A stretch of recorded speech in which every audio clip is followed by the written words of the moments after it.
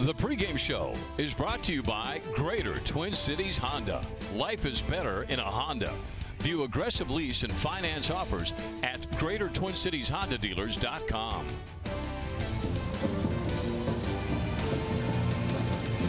We're between games, intermission, if you will, getting set for the AA championship game between the Braham Bombers and the Jackson County Central Huskies. They will play for that AA championship. Tria Orthopedic Center is a terrific partner for the Minnesota State High School League and for our broadcast here on 45 TV. I'm joined by Dr. Fernando Pena. He's a foot and ankle specialist over at Tria. Now, Doctor, thanks for joining us, first of all. In basketball, we seem to hear a lot about ankle fractures. What's the most common treatment for an ankle fracture? Thank you, Chris, for having me. The most common treatment for ankle fractures actually depends on what type of fracture you have. There are two options, are either to have surgery or to treat it without surgery, and the decision is basically based on the type of fragments that you have, the displacement of the fragments. So it varies between the different type of fractures that we get. How does Tria treat specifically ankle fractures? Since January 1st of 2013, we started a new treatment plan for ankle fractures. Basically, is that if you had surgery with us, we will let you walk on it right away. The results have been absolutely spectacular, and we just reported the results in our national meeting for orthopedic surgery. And it has been absolutely a tremendous experience and a fantastic learning process for us. That is a change. I broke my ankle in high school, and I remember I stayed off it for a long time. How'd you come up with the initiative of that immediate weight bearing after ankle surgery? When we were dealing with patients with ankle fractures, I noticed after they would come to the clinic that I would tell them basically, well, now you can start walking on it, and then they will hop off the bench, and then they will walk out of the room. And then I say, well, hold on, you have been walking on this ankle. So I learned from my patients, because I think we need to learn from them as much as they learn from us, that you could walk on these fractures after surgery. And then basically we just formalize the protocol. It's one of the initiatives that we have at Tria. We're based on research and education, is one of our core values. And then basically we created this protocol, and it has been, like I said, a fantastic result. Dr. Fernando Pena with Tria Orthopedic Center. Thanks for your time. We appreciate it. Thank you. If it's foot and ankle, he's your guy, but Tria can take care of any of your orthopedic needs. Again, a great partner for us here on 45 TV. Intermission continues here before the AA championship coming up. So let's take a look at our key players to watch, brought to you by Education Minnesota, the voice for professional educators and students here, Kevin. Well, let's start with Chris Olsen there for Braham, 6-foot senior guard, tough, competitive, can shoot it, can drive it, at 23 in the quarters, 5 rebounds, at 24 and 10 rebounds in yesterday's game, the semis to get to this point. On the other end, Bodie Behrens, a 6'9" senior center, I was told he was more of a defensive presence, but this kid has been coming on the last month of the season, had 20 points and 8 rebounds in their semifinal game yesterday. And again, our thanks to Education Minnesota for giving us our key players here this afternoon as we get ready for game number 2, the state title game, Jackson County Central and Braham. Let's go over to the legendary Jim Burns for the PA. Fans, once again, the Minnesota State High School League and the city of Minneapolis welcome you to Target Center for continuing play in Championship Saturday at the 2016 Minnesota Boys State Basketball Championship Tournament. Our upcoming matchup comes your way in Class 2A and features the champions of Section 6. With a record of 30-2, please welcome the Braham Bombers. And the champions of Section 3, with a record of 25-5, the Jackson County Central Huskies. And now let's meet today's starting lineups, alternating by team. For Braham, starting at a guard, a 6'1" senior, number 11, Alec Olsen.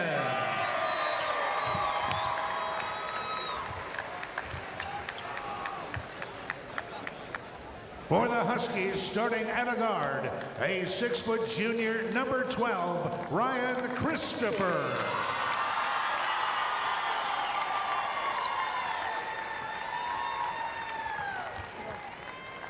For Braham, starting at a forward, a 6'2" senior, number 20, John Larson. For the Huskies, starting at a forward, a 6'5" senior, number 24, Colton Timmer.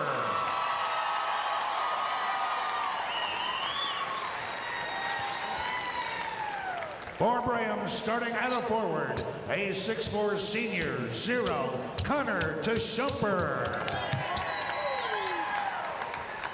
For the Huskies, starting at center, a 6'9" senior, number 23, Bodie Behrens.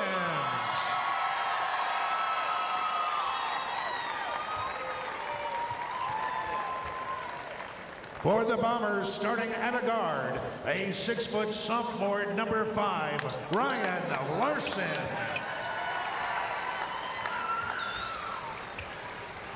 For the Huskies, starting at a guard, a 6' senior, number 3, Matt Ringcobb.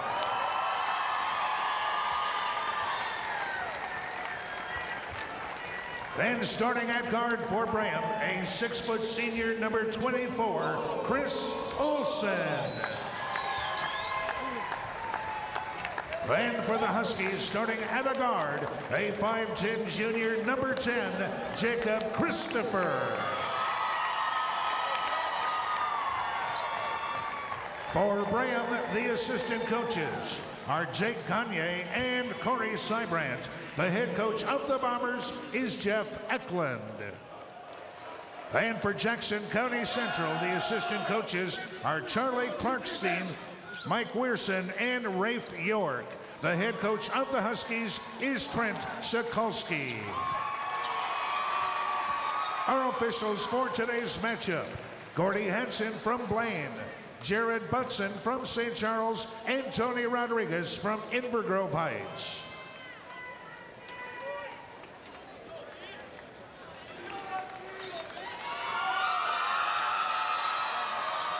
And we're about set to go with game number 2 as we get checked on our starting lineups, brought to you by Mills House. Try it out at the house.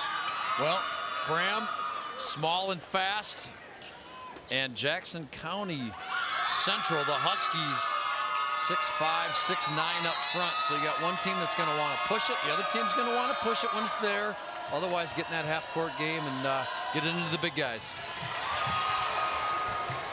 Off the tip, Huskies will control the basketball in the hands of Ryan Christopher, who had a solid effort last night for his squad. But there, they didn't push the ball up quick enough.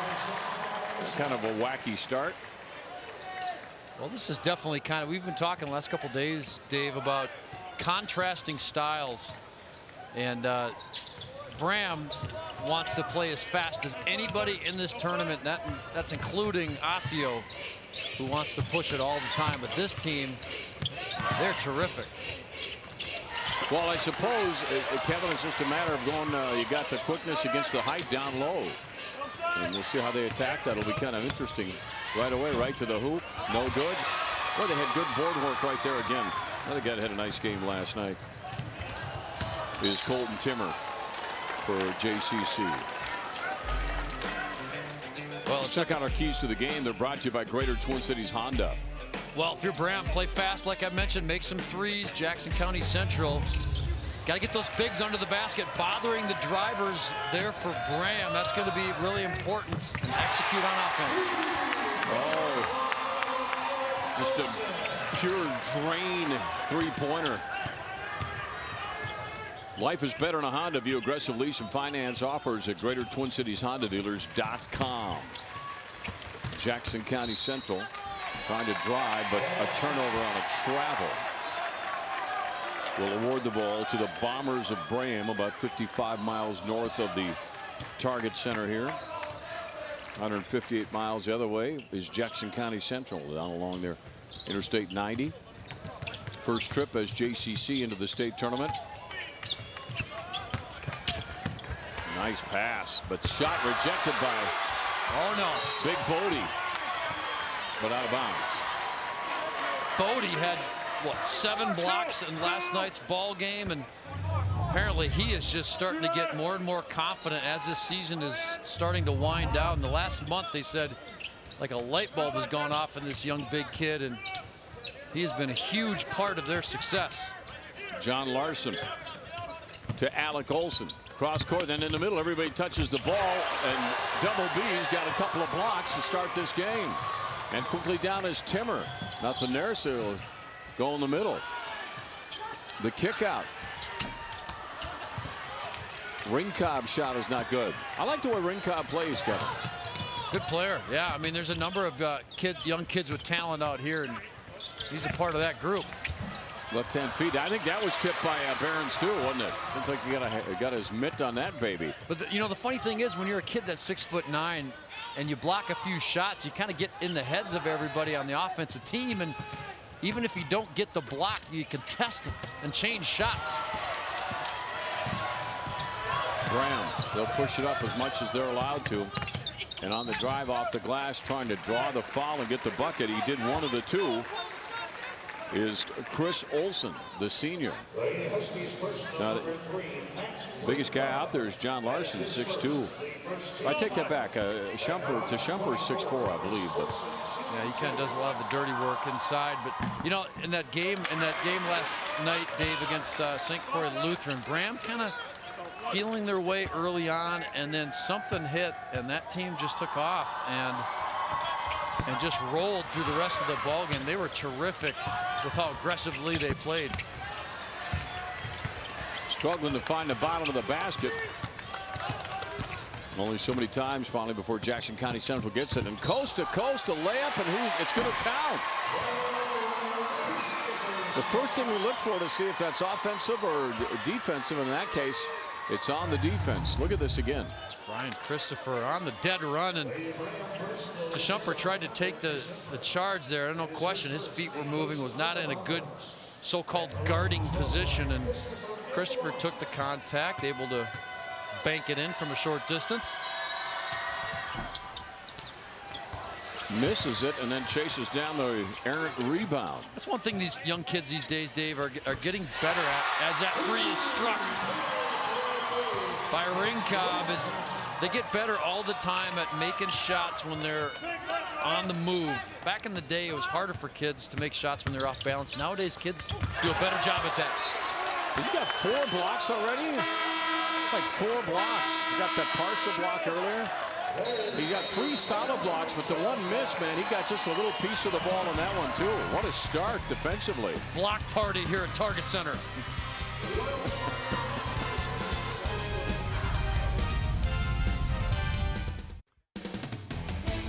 The first half is brought to you by Chevrolet. Visit ChevyDealers.com for more information. Welcome back to the Target Center, where the future is bright for Jackson County Central. Their varsity roster has 11 juniors on the team, and Coach says all 11 will be returning next season. Coach says this is a great junior class who plays a lot of basketball. He says between 80 to 100 games a year.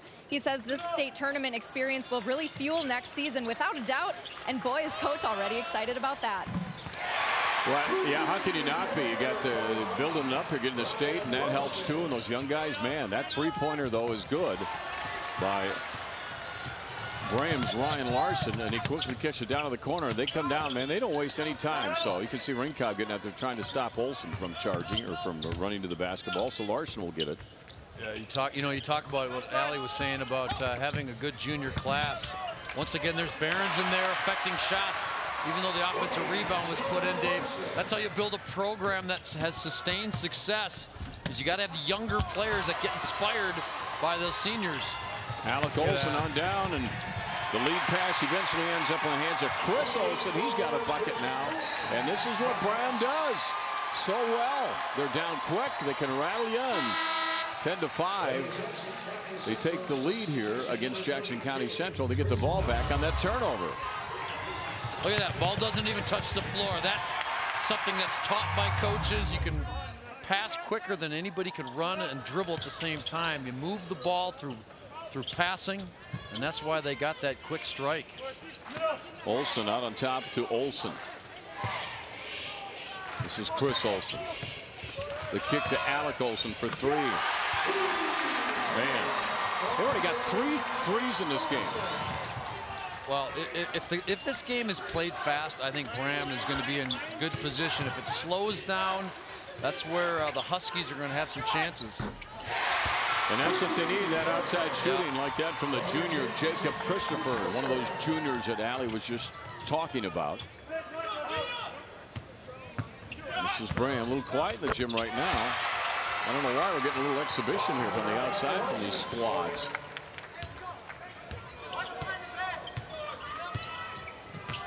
Ryan Christopher guarded by Ryan Larson. A couple of Ryans going at it. Two pretty good basketball players. One more time. Is he hot? Not that time. Braham, a 2-on-3. So they slow her down and set her up into the hands of Chris Olsen. There's a long three off of the glass from Chris Olsen.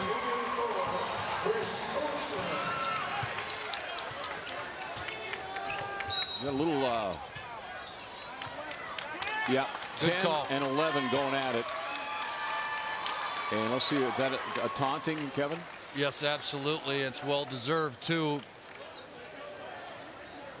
As Jacob Christopher and Alec Olsen kind of got tangled up. I don't know if we're going to be able to show this, but as they're running down the floor, their arms got tangled and they were trying to separate each other. And then once they got separated, then you had Olsen clapping in the face.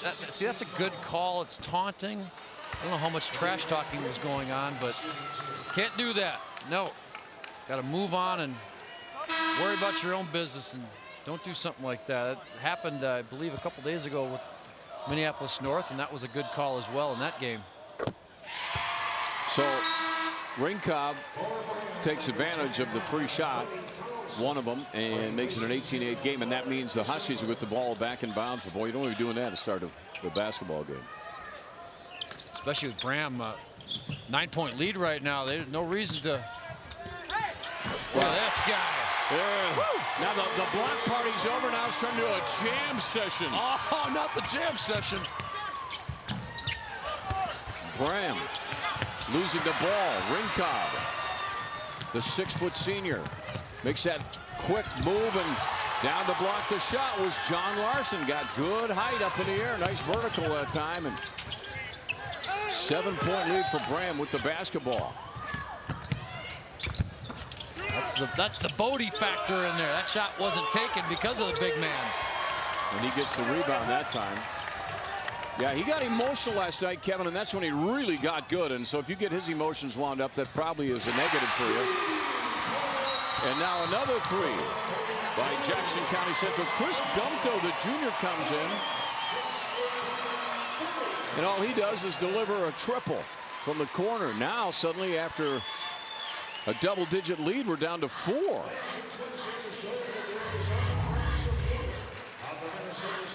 Nice little dump down pass by Ringcobb to the big guy. He had a few tip dunks last night in the game, the 7 blocks. I love seeing these young big guys at high school, 6'9" or taller, and the light bulb starts to go off for them, and it just takes young big kids a little bit longer to develop. And it seems like in this tournament and in the last month of the season, he's really started to come on, get some confidence, going to Augustana on a basketball scholarship. Look at his body right there. Got the long arms. He's long and lanky. Looks like a legit 6'9". Moves pretty well. I think he's got a chance to have a nice college career at Augustana. Braham with the basketball. You know, we talked about North scoring a lot. They average over 85 a game. Braham averages 91 a game, just so you know. From the corner, Olsen misses. Rebound hauled down by Ryan Christopher. And that long lead pass right into the bench of the Bombers.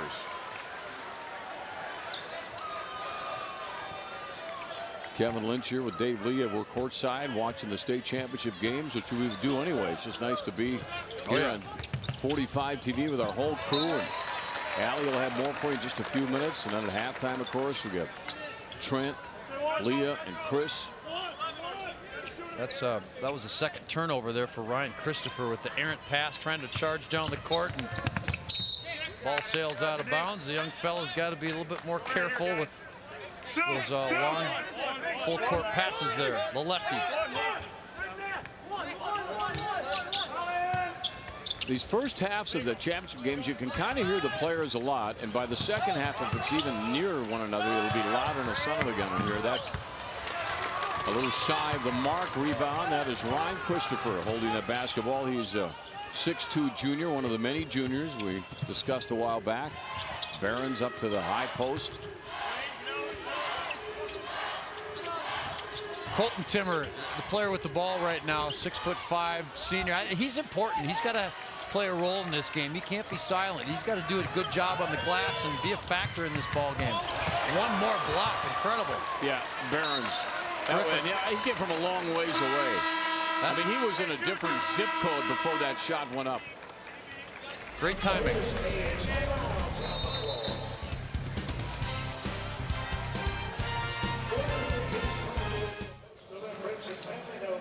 The most comprehensive prep sports show in the market, Minnesota Prep Spotlight, Sunday nights at 9:30 on 45 TV. Let's look at a little package here we put together on the blocks by Bodie Bear, and the big guy for the Huskies. He's been a real menace inside for Braham, and if they continue to test him out, he's going to be drooling and licking his chops. Look at that block right there. The ground he covered, Dave. The long arms, the mobility it takes just to get out to an outside jump shooter. He's in their heads right now.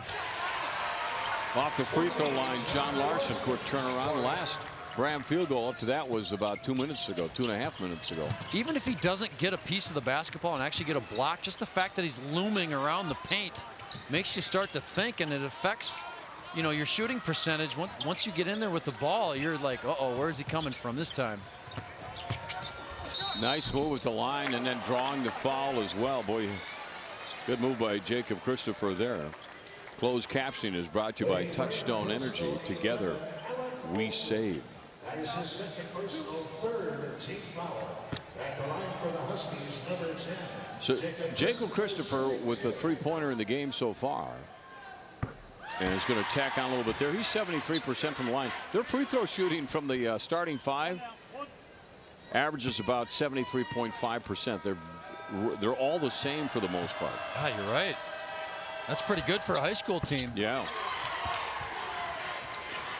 And it really is, when you're in crunch time, they start following you, and every guy in the court shoots the same. That's kind of handy. Yeah, look at some of these players at the professional level can't make free throws. I don't know how you do that as a coach. You can't play them. Larson, impressive drive. Barron's pulling down the board. Huskies are really looking to run off of missed shots. I mean, they're immediately bringing in the defensive rebound and looking down the court. Now, sometimes they're making passes, but other times they're looking every time, though. Timmer. All the starting five has now scored for Jackson County Central. Down by 2. Another board. We just haven't seen the fire, Dave, that we saw out of Braham really 3/4 of that game yesterday. But they got to get going. Once they start playing fast, they'll get confidence. Ryan Larson will go to the free throw line after the foul on Ryan Christopher. It just gave you an idea, though, there, Kevin, of his speed once he got that ball. And he can jump, too. Watch this this little explosiveness rising up with one hand. Almost looked like he was going to try to dunk it, but only 6 foot sophomore. He's got some wheels on him. He's got some spring. He likes that up and down game, as he should.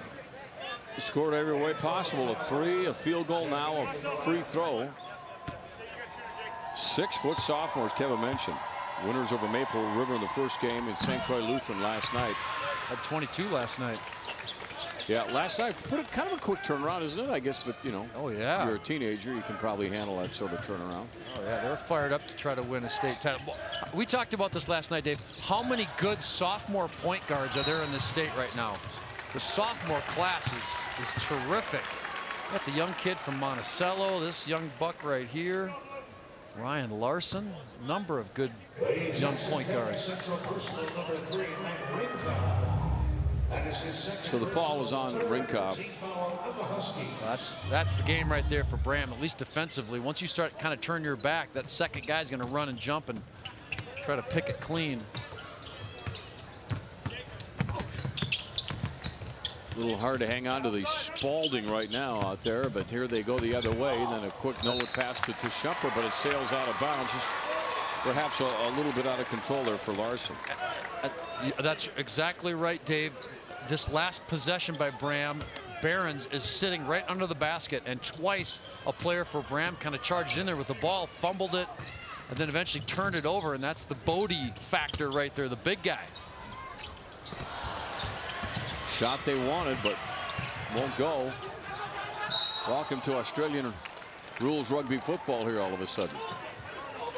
The bad part of that, anytime you see a scrum like that, you worry about that very thing right there, and that's Ryan Larson, and you just cannot afford to have him in the lineup.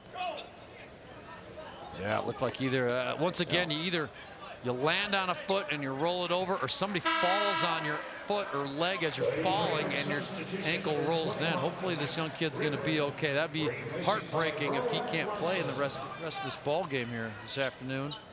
Well, it really would be, particularly when you consider the fact there was pretty much the 5 starters that scored for Braham. That's right. They're going to need him. He's over with the trainer on the edge. We'll keep an eye on him on the edge of the bench. There's just not a ton of flow yet here for Braham, like we witnessed most of the ball game last night. And Bodie bringing the 50-year storm to Target Center. We'll send out the invitations for Bodie's block party. And it's taking place in the lane right now.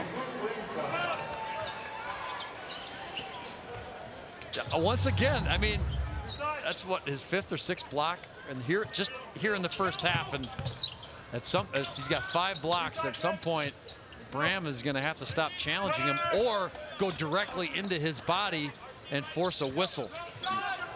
There's a long time 3, and that's not going to go. Well, the other thing too, Kevin, even some of those shots where he's altered the shot, or he's actually kind of gotten a piece of the ball on other shots. I mean, he's certainly established himself right where you want him as a coach. At the beginning of the game, get out there and alter those shots, and man, he has done that. I can't get over the emotions we've seen from this kid and how that just turned it up a notch for him last night. Yeah, and you know what you got to do is you got to stop taking it to him, or you got to take it right at his chest and maybe get a foul or 2 on him. Oh, Chris Olsen, who made a great defensive play, will pick up the offensive foul there.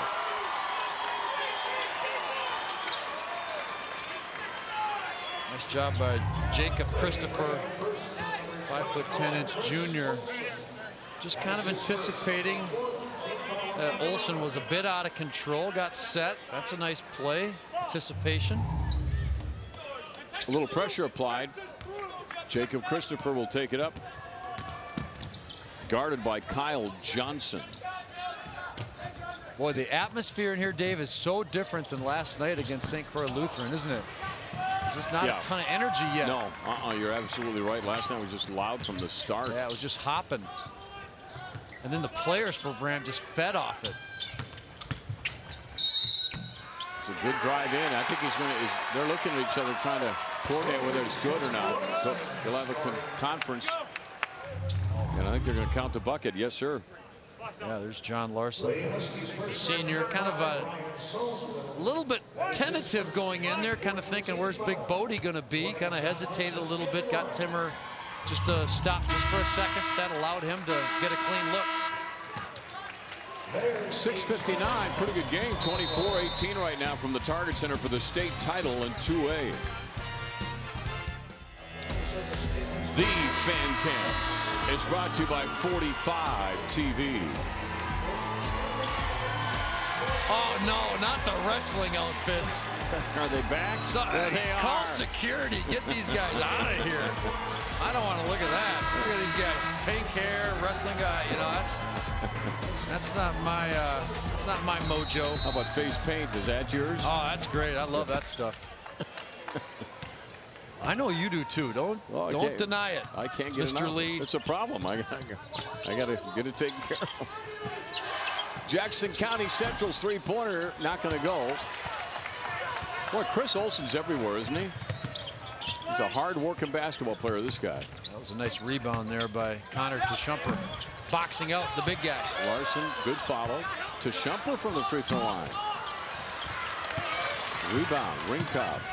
He's going to play college next year. Hasn't quite decided where, but he's got some opportunities. And Timmer, a little too much.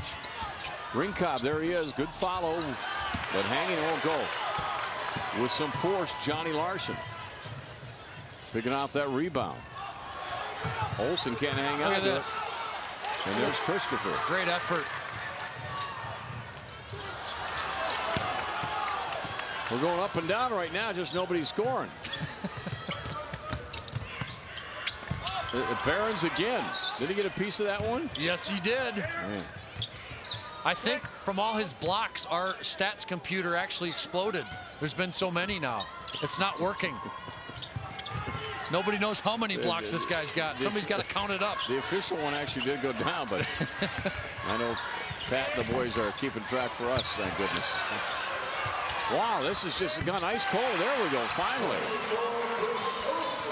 Chris Olsen ends the shot drought. Yeah, well, once again, everybody for Braham knows that Barons is looming. Timmer. Charge to Shumper. Takes it.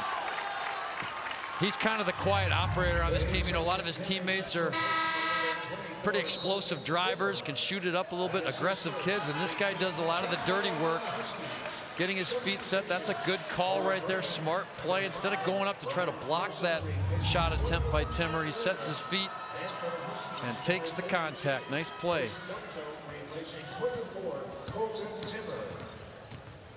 Ryan Larson back in the game now. Good to see that. Remember, he got banged up a little bit earlier, so we're worried about him playing, but he's back in there. I'm astonished at how quiet it is here. There we go. Larson. Over to Larson. And Larson scores. Yeah.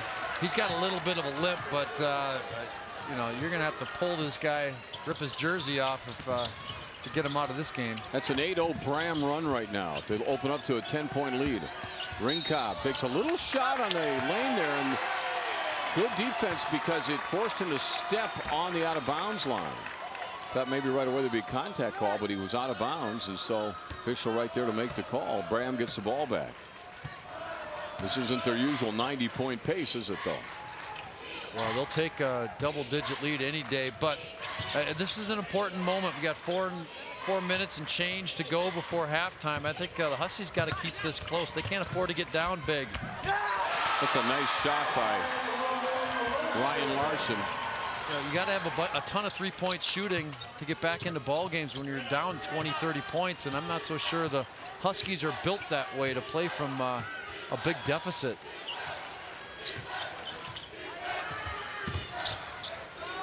Christopher, the junior, looking for that screen. Allows him to run in with the ball, but he's going to pick up a charge. Another charge, a plethora of these calls in this game. Guys are taking hits. Timeout on the court. 30-18. Braham.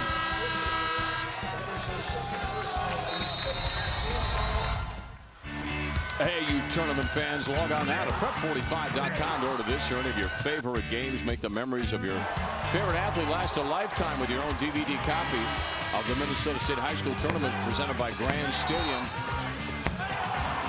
Boy, it was a lot of dunking going on in that last Minneapolis North win over Goodhue for the State A title. And Goodhue had the lead at halftime in that one, too. Yeah, congratulations to the Minneapolis North Polars. Well-deserved title run and completion. It was good to see the explosive team. The patience of Connor to Shumper results in 2. And now everybody lays off, so there's a shot they wanted, but can't hit. And quickly up court per normal, Larson, Olsen, and then back in the hands of Johnny Larson and out of bounds on a block again. I think that block was by Colton Timmer, but of course Bodie was hanging around and he took a crack at it as well. Yeah, it's going to be important that the Huskies keep this game close, Dave. They're down, 14 points. You start creeping up to, 16, 18, 20. It's going to be tough to come back from. Quick delivery. Yeah. Nice follow through his second 3 of the game. Chris Olsen. Olsen's a gamer. He's got averages around 24 a game, but he's got a motor, man. Yeah, I think that's a good way to describe him. He's a gamer, just like Olsen, Larson, Olsen, Larson. You got all these guys that can play, and they're undersized, but they get it done.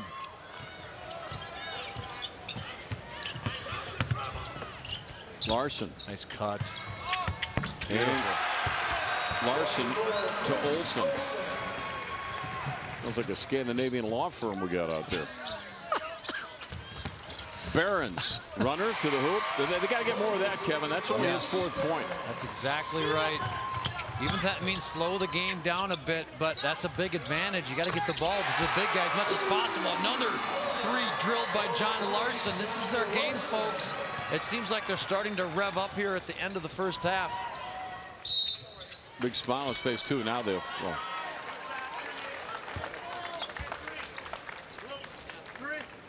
So you get him involved in the game a little bit. It's really nice. A little bit about our high school activities hub we'd like you to know about. Just be aware of this with the rankings there, the individual and team state championship contest. Just check it out. The highschoolactivitieshub.com, and it's everything. High school activities. I think you'll really enjoy it. Well, we're big high school sports fans, and it doesn't have to be hoops. It's all sorts of sports. I'm a big high school football fan, too, so it's fun to watch kids play their guts out and try to win for their school and community. Nice drive. Yeah, I like this player, Jake and Christopher.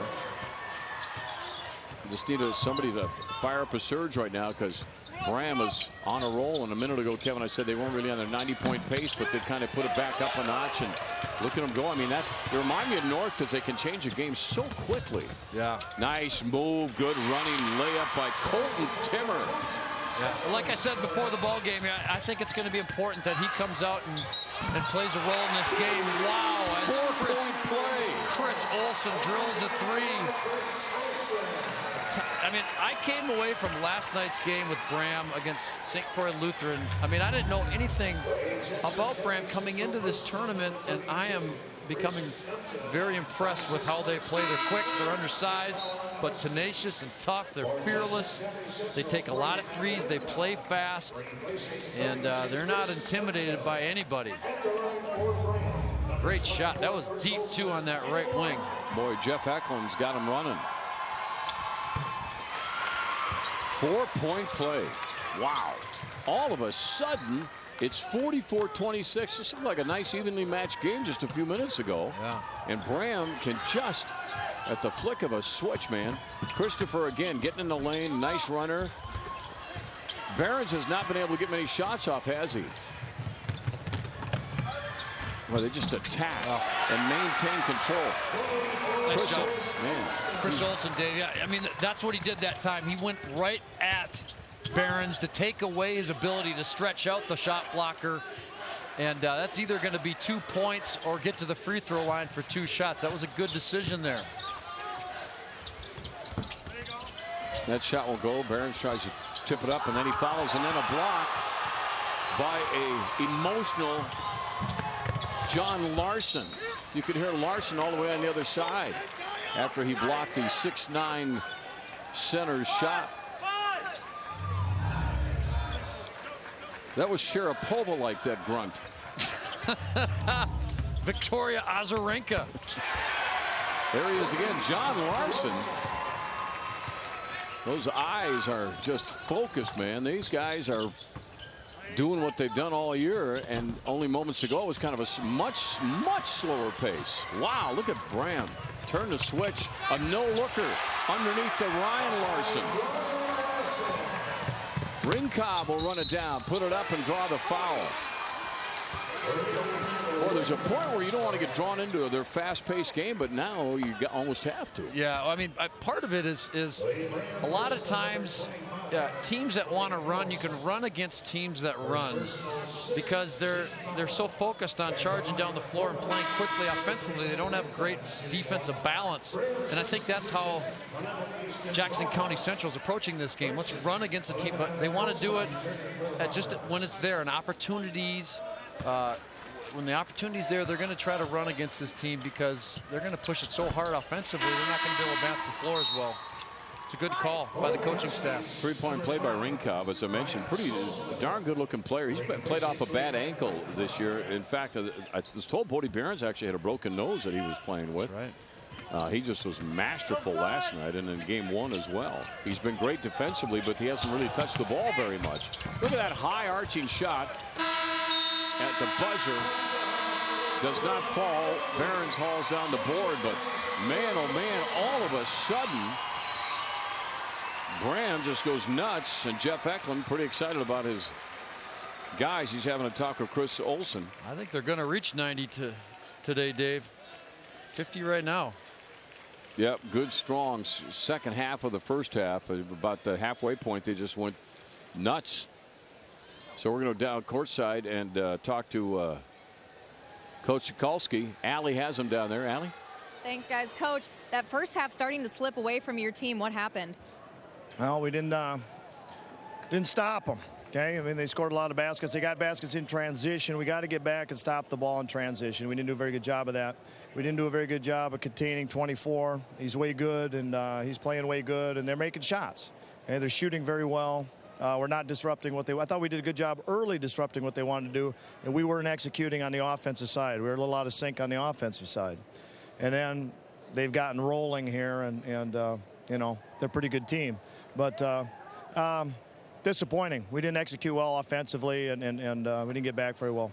Thanks for your time, Coach. Good luck in the second. All right, back to you, Dave. All right, thank you, Allie. Trent Sikalski, by the way, Kevin, coached with Barry Wohler at Marshall. He was Barry's assistant. Then they flipped around, and just the other way around. We're going to get our awards presentation here right now. Let's go back down to Jim Burns.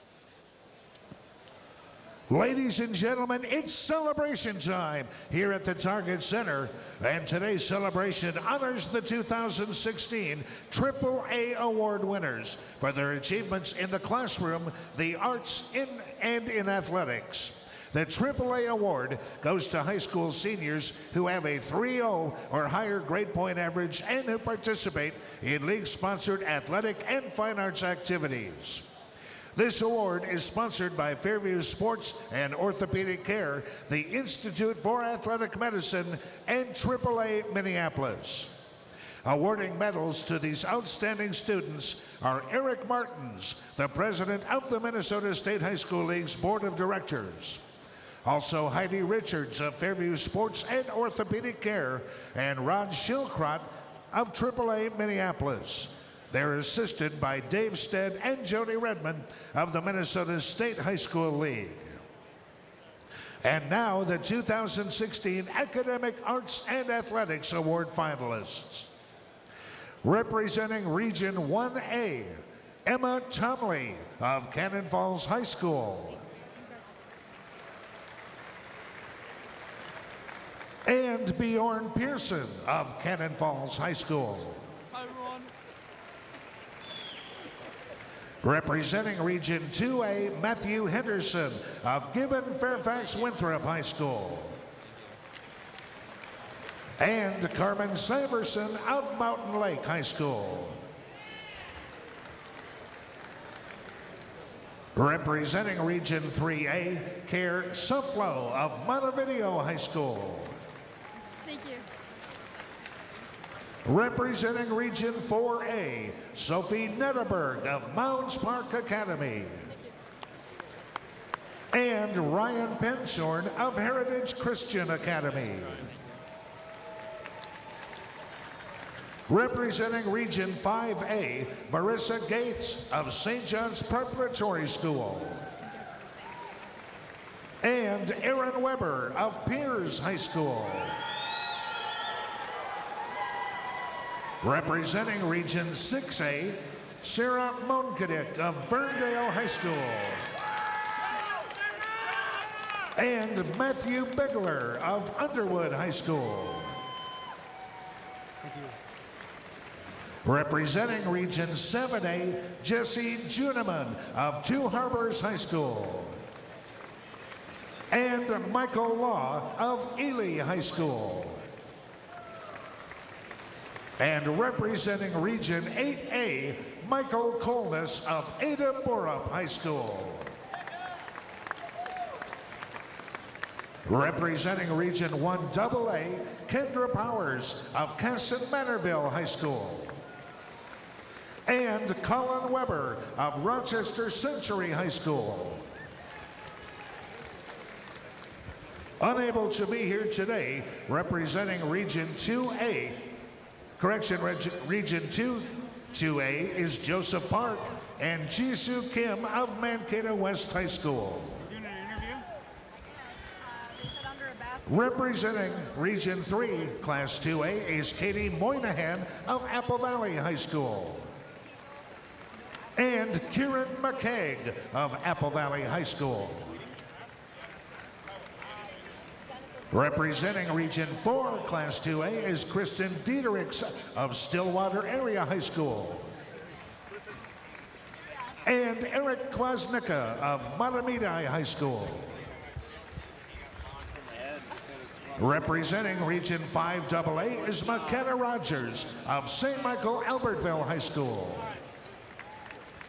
And Mitchell McKee, also of St. Michael Albertville High School. Representing Region 6-2A is Emma Ruley of Robbinsdale Armstrong High School. And Isaac Griffin Wiesner of Robbinsdale Cooper High School. And representing Region 7-2A is Jessica Stone of Cloquet High School. And Jackson Churchill of Duluth East High School. And the 2016 State Academics, Arts, and Athletics Award goes to representing Region 8A is Madison McKeever of Winnimac High School. Representing Region 3A, Jack Erickson of Murray County Central School.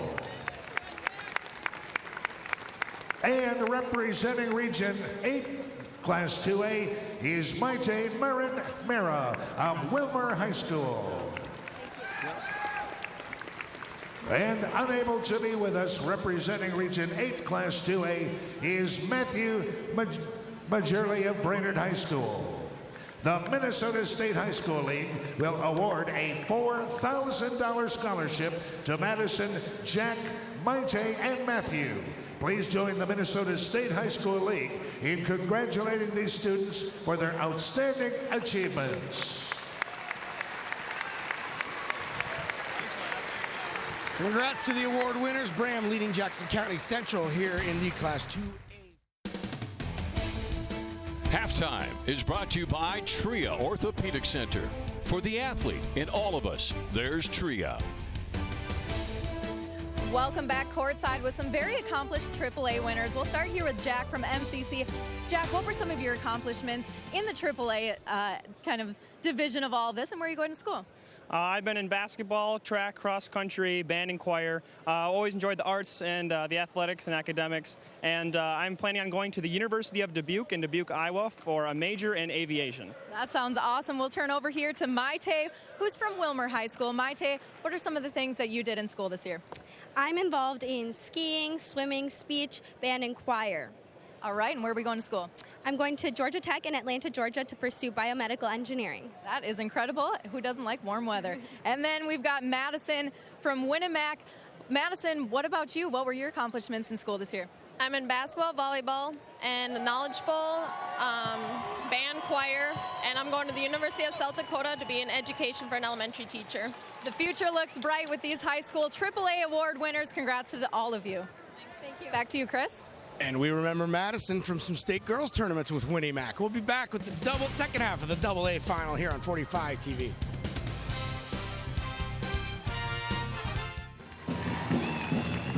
Welcome back, Coach. A very balanced attack by your team in that first half. What would you like to see differently, though, in the second? We got to keep pushing the basketball. Right now, 3 games, 4 days, it's guts. You know, guys' legs are gone. It's how bad do you want it? Getting up and down the floor. 18 minutes left. 18 minutes left. All right, we got to keep playing hard. You've had a very hot perimeter game. Is that going to be a go-to in the second as well? We can't rely on that. We've got to, you know, we're going to start missing some of those shots. We've got to keep attacking the rim and then getting to the free throw line. All right, thanks, Coach. Thank you. Chris, we'll send it back up to you at the desk. All right, thank you, Allie. We'll take a look at the halftime stats brought to you by Tria Orthopedic Center for the athlete and all of us. There's Tria. Trent, it took Braham a little while to get going, but once they found their stride, they did what they do. They were strong defensively, and Chris Olsen found his offensive game late in the first half. Yeah, Huskies just couldn't reel it in. Yeah, they got to get some of their big players going in the second half. Behrens, Ringcock, they have to have big game for them to pull this off. They have to work work the ball around their offense, really struggling to get points. Braham closed that half on a 29-11 run. They lead 50-29 as they chase the AA championship. We'll be back at the second half on 45 TV. Braham leading Jackson County Central 50-29. Trent, thanks in part to 18 points from Chris Olson. Chris Olson is a very good basketball player. He runs the floor well. He's a guy that can spot up and shoot the basketball from downtown.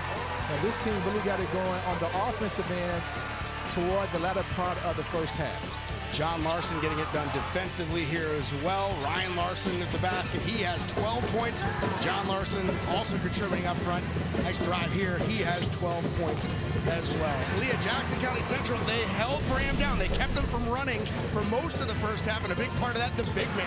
Yeah, he's been doing a tremendous job down low, altering shots, blocking shots, making people think twice about when they bring their game to the paint. And now he's got to continue to do that in the second half, as well as taking more shots. He only had 4 attempted field goals in the first half. Bodie Barons, just 4 points, but he had 6 blocks in the first half alone. If I remember correctly, he had 7 yesterday. Yes. He's got to get things happening at his team on the offensive end, though, right? That's exactly right. He's a strong defensive player, making a big difference, but he needs to be even stronger on offense now. Trent, if you're Braham's coach, if you're in there and you're Jeff Eklund, you just say, keep doing what you've been doing? Olson and Larson, find those 2 guys in the second half, and you just might walk away with the state championship. There's Olson, 65 points so far in the state tournament. Had a pretty good day yesterday in the semifinal. At 23 in the quarterfinal, actually. 24 points, 10 rebounds in the semifinal. He's got his team out in front, 50-29. Dave, Kevin, take us home. Chris, half number 2 will be interesting because we saw kind of that methodical play, and all of a sudden, boom. Yeah. About halfway through, Braham put their style of their signature on this game, and man, they were just running up and down the court. So, Kevin, this will really be interesting what the talks were like at halftime between the coaches. And that's a quick shot for Jackson County Central. I really think the Huskies, Jackson County Central, they got to change how they're going to play. They're not going to get back into this game, Dave, and win it. If they keep it slow, they're going to have to start taking threes. Let's take a look at Chris Olson's shot chart. I mean, this guy is fearless, and it's not like he's got one. Some players have one kind of spot on the floor that they try to drift to because they feel comfortable from that particular spot. He is just all over the place, getting in the lane, shooting threes. And this is a pretty formidable offensive attack here for Braham. Colton Timmer with his 8th point of the afternoon. Ryan Larson, the 6-foot sophomore, wastes no time popping that shot. That's the Braham way. Ringcob. Timmer. You can tell Timmer's not comfortable. He's wide open from about 15 feet and decided not to take it. To the free throw line for a couple for Ringcob. Boy, it almost looked like Big Bodie might have touched the basketball when it was up on the rim, but nobody's complaining. Maybe I just didn't see it clearly, but nice play there by Ringcob, knifing to the basket.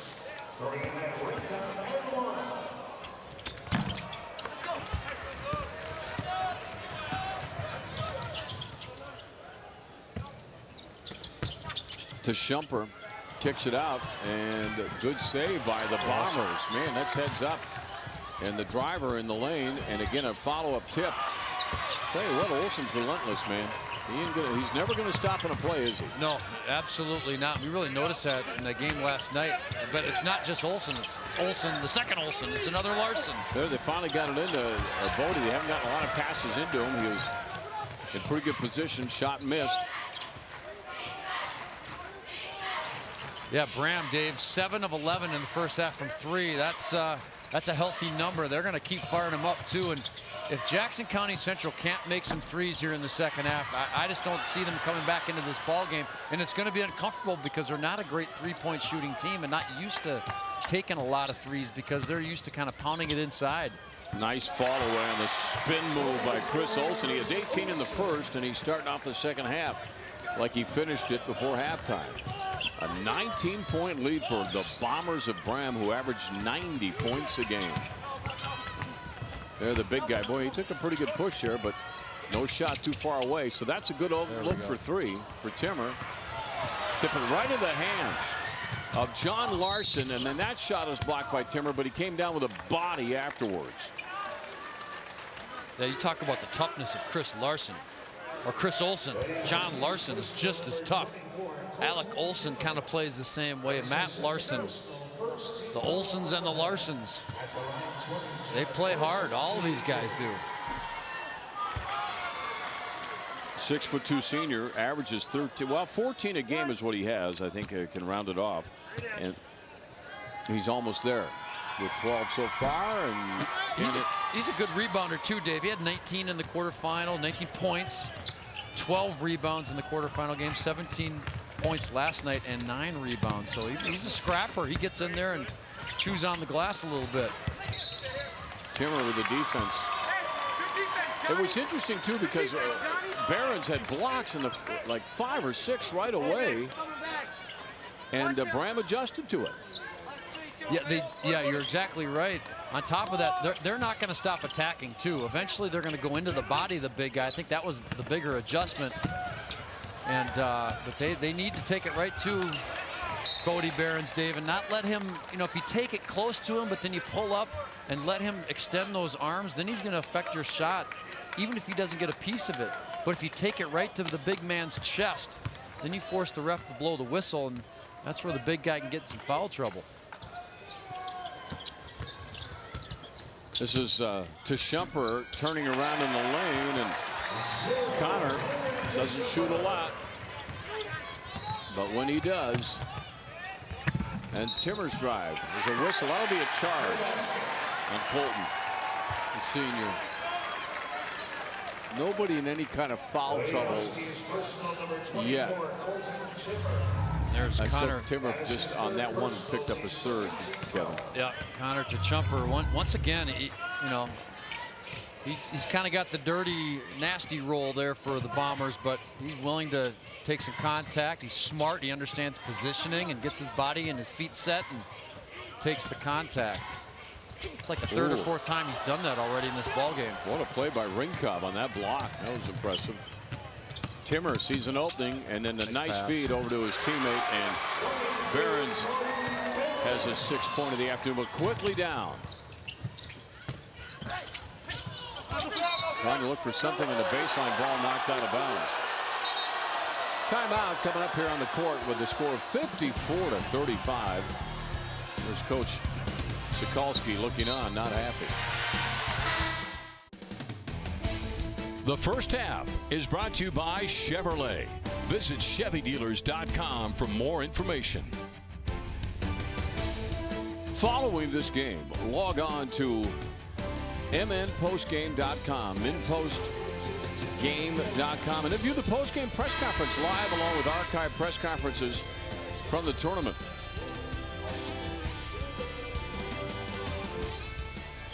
Here's Big Bodie. Started off blocking shot after shot after shot, but they've really denied him the basketball.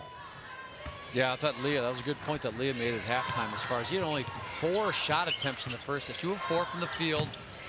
And it's got to be a mixture of taking threes and getting it to the big guy if they're going to have any shot to get back into this ball game and try to win a title. Ringcob has 9 points and then draws the foul. Hard to see that bad ankle the way he's playing. He had one earlier, but he's looked good in this state tournament. 17 points a game. Barons, good rebound over to Timmer, and he's got it. Well, the inside play. Timmer again. Nice. Oh, he missed the layup. Wow. But they get the ball back. Christopher. Oh, good shot.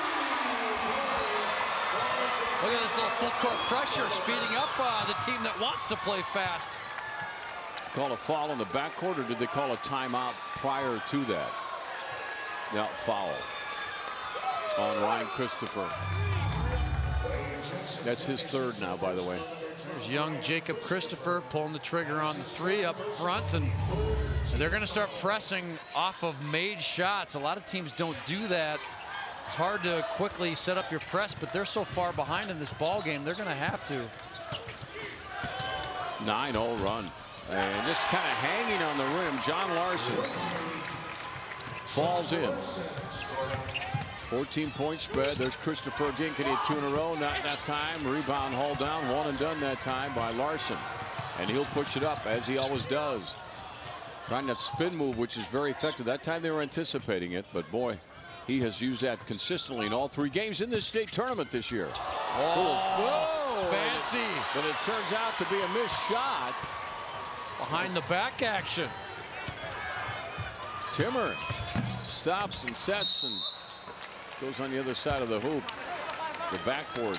So that'll come back in the hands of the Bombers of Braham. There's their head coach, Jeff Eklund. He's a Bethel graduate. His team has run up to a 30-2 record this year. We haven't seen the Bomber up in the crowd yet. I wonder if this guy's still around. Good drive, but no bucket. Well, Jackson County Central's got to take full advantage of that. They got the momentum. The crowd's been quite loud here in the last few. Ringkop's wide open for 3. Circles it.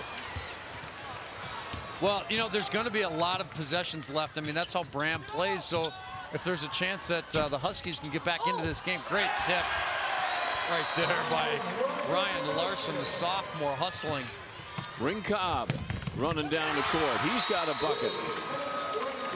They just need a timeout so the fans can catch their breath now. 14-point lead right now for Braham. But what I was saying is Braham plays so fast, you're going to get enough offensive possessions the rest of this ballgame. Plus, there's a ton of time left. So, you know, the Huskies are going to get plenty of chances to get back into this game. They got to make shots. They got to get the ball inside at times. And they got to make some threes as well, cut into this lead. Braham got here with the wins over Maple River and St. Croix Lutheran, and Jackson County Central over Caledonia and Annandale. Look at that nice tip by the sophomore Ryan Larson, and that's been one of the goals here tonight, is attack quickly even after made baskets for Jackson County Central, Dave. And they're like a made shot will be coming out of the net from Braham, and this is a coaching decision. He told his kids for the Huskies, let's push it, and we can get some opportunities ourselves. Once again, you can run many times against teams that want to run, and I think that's what Jackson County Central has really tried to do in this ball game today. It's for the state championship. Braham's got 3 of them back in 04, 05, and 06. And Jackson County Central, as a school, as JCC, this is their first trip. Jackson was back in the tournament back in '87. So you got Lakefield and Sioux Valley along with Jackson. 1987, that was the year of Wade Wacker. Talked about him last night. Really good basketball and baseball player back in the day, back in the 80s.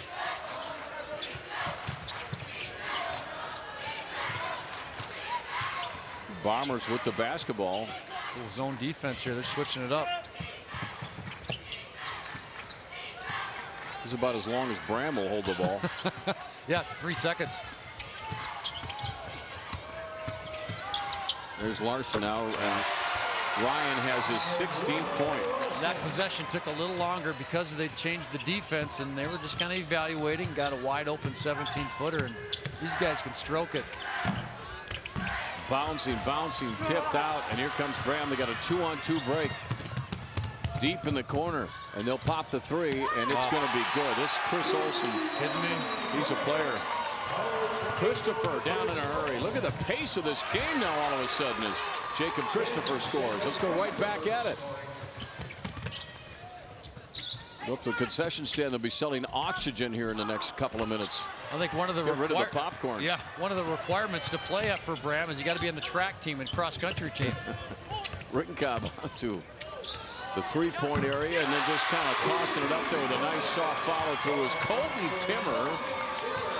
Timmer was 7 in the second half, 13 in the game now. You know, it's funny about these two teams, how they differ. You got one team, Braham, that's really perimeter oriented, a lot of small guys that can really play, and then really the firepower for the Huskies are the 2 inside guys, 6'9" and 6'5", so it's kind of a contrast of where you get a majority of your points. And that's not saying the inside guys for Braham can't play or the perimeter guys for the Huskies can't, but really the main source of points kind of opposite.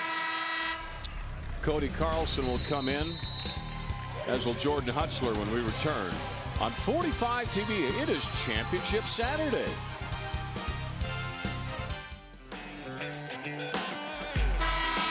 Give you a pretty good idea of what's happened through the years. Last time Braham won was in 06 in a series of 3 consecutives. And then it split up pretty good.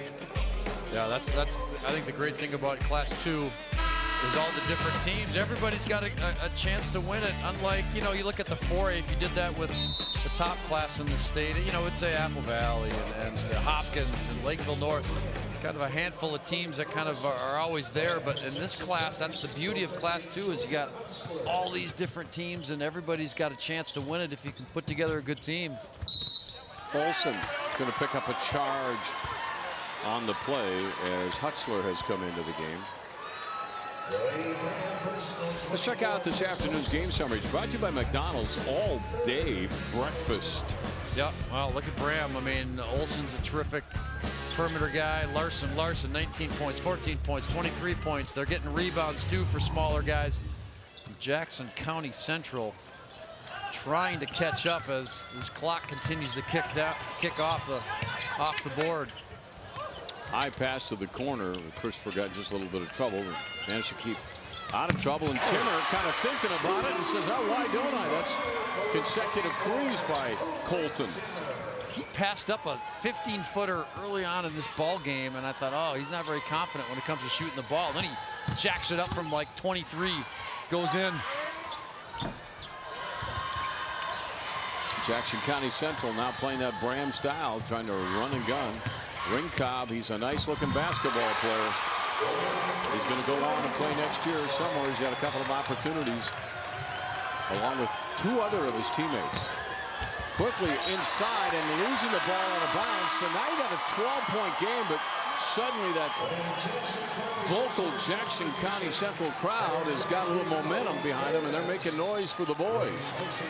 Noise for the boys. That's exactly right. Get these guys, you know, pumped up a little bit. Make a couple positive plays. Get a little big mo going, Dave, and that kind of feeds on itself. They need to keep that energy going. 10-3 run in the last 2 minutes plus right now for Jackson County Central. And there's another shot, and this is Behrens. He's been relatively quiet. 8 points for Bodie. A 10-point game. Listen to this crowd all of a sudden. We thought we were in a library in the first half, and it certainly has changed since that time. All right, here comes a little run. Got to capitalize. Got a one-on-one. He got a 3-on-1 now. Tied up. What a nice defensive play. They're going to call a foul. Oh. Wow, Ryan, that was close, Dave. It looked like he kind of just, the ball was placed right in front of him, and he just reached out and grabbed it with 2 hands. Let's take a look at this. Oh, he got the arm and the ball. Yes, he did. You're right. Good call. That was a nice defensive play by Chris Olson to get the turnover in the first place. Tshumper has returned. Yeah, Olson's a smart kid. I mean, he understands the more aggressive you play, for the most part, not every time, but you play aggressive and you go towards the defense hard, that the defense is going to have to back up, and many times they're going to force to foul you, and that's where the contact occurred and the whistle blew. Ringcobb behind the back, driving to the hoop. Quickly down. Ryan Larson. He's a nice player. Yeah, they all run with reckless abandon. That'll be a foul right there. That time it's on Chris Olson. That's his 3rd. I mean, this kid, this young guy, sophomore, 6-footer, he's got some wheels, and he's got some spring too. I wouldn't be surprised if he was the type of young fella that gets up and rocks the house with a dunk or two, because he's a nice-looking athlete. Little defensive gem there by Tshumper. Back to Jackson County Central. Behrens underneath the hoop. Hard to stop that. The 6'9" center puts it up and in. Yeah, I had to use that one little power hop dribble to gather himself. And yeah, once he extends up, it's hard to even contest a shot like that for a guy that size. He was right in the way of that shot, caused it to be errant. And this time he's fouled and go to the line for 2.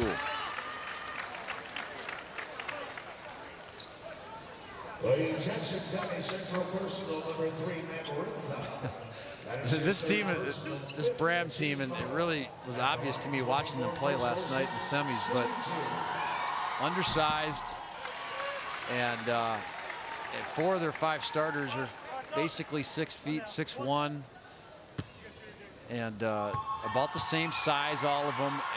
But when that ball went up and they got into their best part of their game last night, these dudes can play, and they get out and run the floor and they shoot, and like you just mentioned, they play with reckless abandon. That's a good way to describe Braham on both ends of the floor. Timmer, stolen right out of his hands. What a defensive gem by Larson. And then he'll feed it off to another Larson. John to Ryan. Good defensive effort. Rinkov, and again another steal. It's up for grabs. It tells you all about the aggressive nature of both these teams right there when you hear the officials yelling out easy.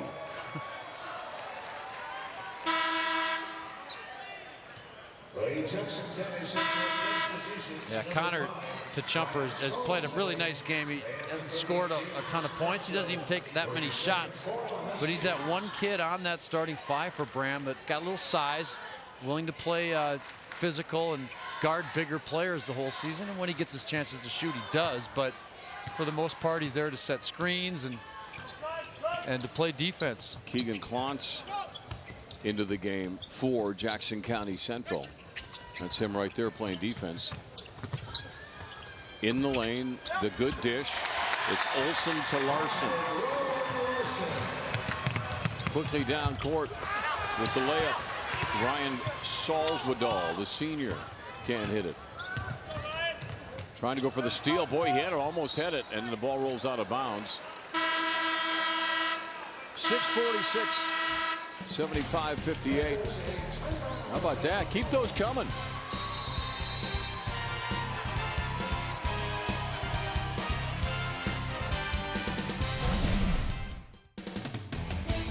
The second half is brought to you by Polymet Mining, working to produce the copper, nickel, and other essential metals that make this broadcast possible. Chris Olsen, what a tournament this kid has had. Yeah, just a great performance. Came into the tournament averaging 23.5 points per game, and he's a tough dude, man. He's competitive, plays hard on both ends, not just an offensive player, but gets it done on the other end of the floor here. 20+ points in all 3 state tourney games, and he gets it. He's a nice-looking player, and but he's a part of this team where you have a few other guys that play a lot like him too, and they play so well together on the same page. They're a true team. Braham is 27-1 when scoring 80+ points. The only loss they had in that stretch was to Melrose, 84-82. Whoa! There's a little contact. Like a series of dominoes, and then almost looked like somebody pulled down one of the other players as those 3 kind of went tumbling down, like somebody has somebody's jersey and yanking it down. Yeah. We're going to have the Rolling Stones musically do Tumbling Dice when we show that highlight again. One of your all-time favorite Stones hits. Oh, can't get enough of it. Braham with the ball. Got quiet in here again now, Kevin Moore. We just had to place some ear-splitting noise only moments ago, and now again, very, very pristine. Yeah, very unlike what was going on last night against St. Croix Lutheran. How hyped up was that performance? That crowd was rocking last night. This was a 3-on-1, and they take advantage of it. There's Jacob Christopher with his 12th point of the afternoon. That's right at his average, as a matter of fact. 75-60 now. We're under 6 minutes to go. Good defensive effort by Ryan Christopher, and then stolen back by Larson, but that will be a foul. Ryan Christopher doesn't shoot a ton. Only averages about 4 a game. There's no free throw here yet, though. 3 fouls right now to Shumper and then Larson. 4 currently on Ryan Christopher.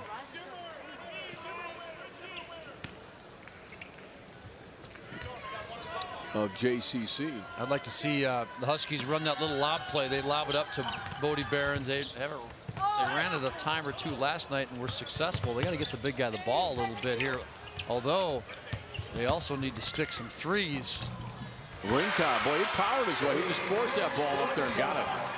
Strong move. Shot blocked, but it'll be 2 shots coming up here. See, that's a smart move by Alec Olson. And they learned in the first half going up against Big Bodie. You get a shot of Bodie right there, blocking shots left and right like it was going out of style in the first half. But they started to attack him, get close to the big man so he can't stretch out or time it, go into his body and get the whistle. That's smart right there. Olson's the best free throw shooter on the court right now. And he's getting his first free throw here in the game today, and there's another one for him. His team up by 15, coming up on underneath now the 5.5 mark for the state title. Championship on the line. Section 6 against Section 3 right here in this one. No, isn't that pretty? That's a nice combo play. Alley-oop play and almost like a touch pass into Behrens. Long time to look at the basket. Alec Olson just hit his 3rd triple of the game. You know, they strike so quick that you can have a positive play take place. Like, okay, you get a quick layup right here, and they're already on your backs, running down the floor. Oh, they're slowing it down this opportunity, but a number of times the Huskies have scored, and they're running back down the floor, and next thing you know, they turn around, and the Braham Bombers are right in their faces. Colton Timmer made that last basket. He's going to play at college next year, too. The Tim Man. And Oz didn't give the Tim Man nothing he didn't already have, right, Kevin? Well, but that 3 right there. Right. Christopher. A rare triple out in the outside, but they need it now. Yes, they do. And the fans see that. You keep it within their little striking distance at about 11 at this point, but the Jackson County Central fans are pumped up now. This afternoon's play of the game brought to you by Catholic United Financial, life insurance, annuities, and retirement products. Well, Ryan Larson sticking that 3 from the corner. And that's obviously he's just one of the players on this team that are making a lot of threes. He's a sophomore and had 22 in the semis last night. Season average of 16 points. He's a good player, handles the ball pretty well, and likes to play fast. He's a good athlete. Larson. Behrens. This is Christopher. Timmer's had a nice game.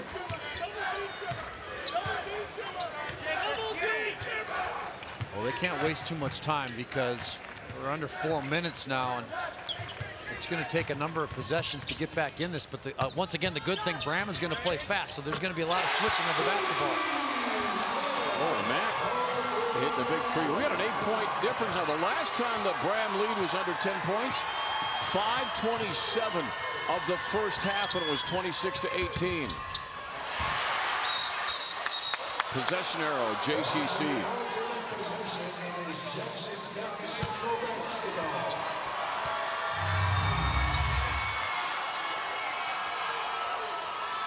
Yeah, that's a deep 3. Obviously behind that NBA line, which is around 23 feet. These kids nowadays, they're stronger, they're better, they get used to taking those deep 3s now, and they get out in a court like this where the Timberwolves play, and they're licking their chops to fire them up from deep. Off the glass, Christopher. And it's a 5-point game. Boy, how quick was that? This is nuts. All right, let's see how Braham responds to this little run. Right to the hoop. Rejection. Behrens. Lead pass. Rinkob. Carries the ball to the rim and can't hit it. The follow won't go. That's huge. Larson won't go. Now the tip-in did go in by John Larson. Quickly down to Shumpert with a nice play.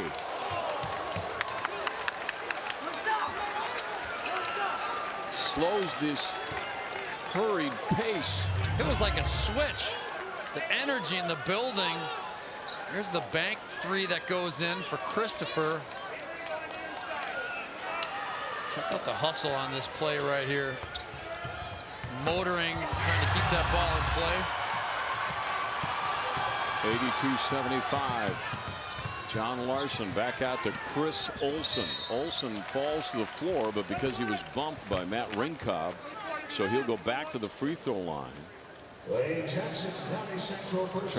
Sokolsky has done a really nice job of getting his boys focused to get back in this game. Nice halftime adjustment. Yeah, he was frustrated going into halftime, and they had a good conversation, and they kind of slowly chipped away at the Braham lead. And you know, we're talking about an 8-point lead at this point, so it's going to be 2.5 to go basically. Got to make a little run here. That's 28 in the game for Olson. 84-75, back up to 9 now, but still under double digits. Some would have thought we wouldn't see that even that close as the way it was going about 10 minutes ago. Now Christopher out in midcourt. Rinkov, good fake, good drive to the basket, able to draw the foul. That's a nice little matchup between him and Chris Olson.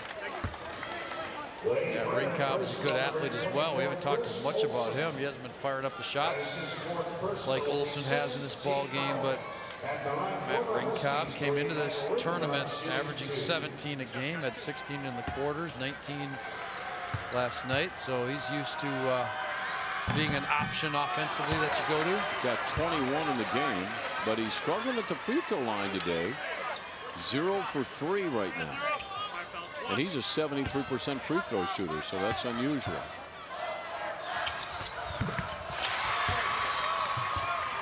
(84-76), 2:17. Larson and Christopher, some nice matchups here going on right now. That one is a little too physical at that point, though, and Jacob Christopher will draw a foul.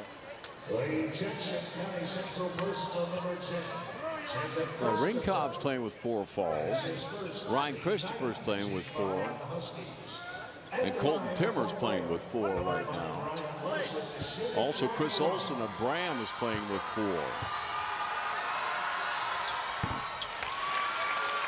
Ryan Larson casually hitting those free throws. He's a 69% shooter from the stripe. Today he is 2 of 3. He's having a very strong game. He is a good player. Look at 26 points. There's 27 points for the sophomore. And big part of what looks like, at least at this point, a state championship team. Rinkov's going to lose the dribble down there. Kick it back out. Timmer lines it up. Oh, yeah. And an immediate timeout. And both sides of these great fans here tonight standing up. What? Cheering their team on. I think they both want to win the state championship, Kevin. That's what I'm surmising out of all of this. That's exactly right. It seems like every time, you know, Braham makes a little run, then there's a little mini run on the other end with the Huskies, and then they get it down to 6 or 7, and then Braham explodes again to get that lead up to close to double digits. And that's kind of a back and forth affair in this ball game. But again, Braham just seems to be on the path here to taking care of business, winning this title. And their fans are digging it.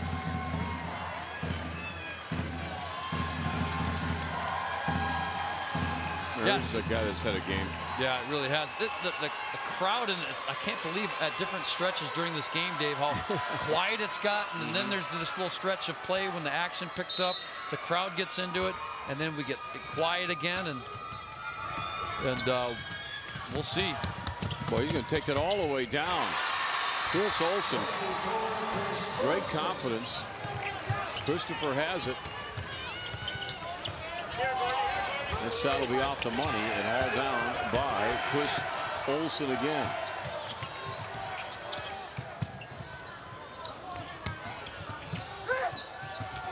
Now trying to dribble around everything, and this is something you don't see often from Braham.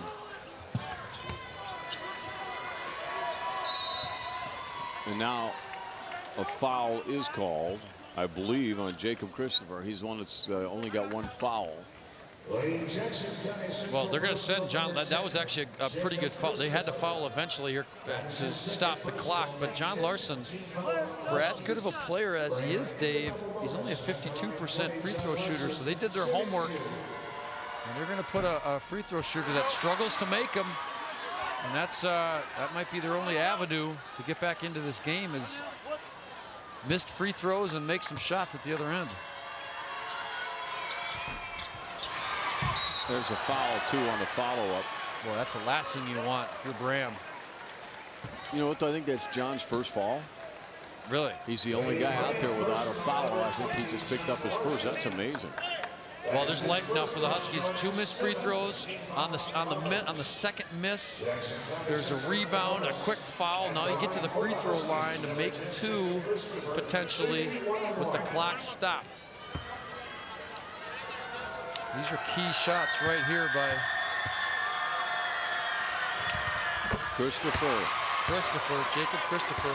Jacob is a 73. As we said, that whole starting 5 for Jackson County Central, they're all above 70%. So take your pick on who you're going to foul. Although that certainly wasn't purposeful on that foul. 88-80. And now a 7-point difference. And here comes the guy. They want it in Chris Olsen's hands as much as they can. Here comes Larson. And his pass down court is too high. Owned right into the photogs at the end of the court. That's a turnover. He was trying to get the ball out of his hands because he just missed 2. And he's just a free throw shooter that struggles to convert. And a little life here for the Huskies.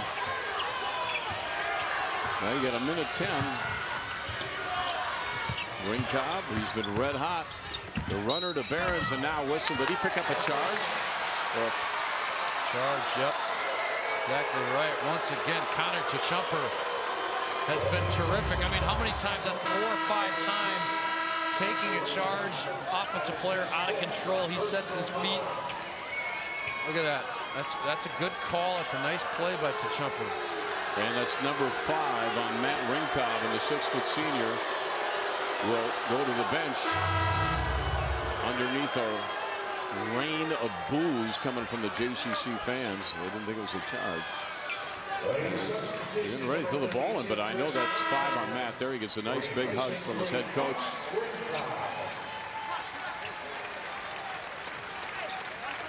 How about Trent Sokolsky recognizing the frustration of his player and just got there to grab him, tell him what a great job he's done. But in the meantime, you still have a minute to go now, and that ball almost thrown away.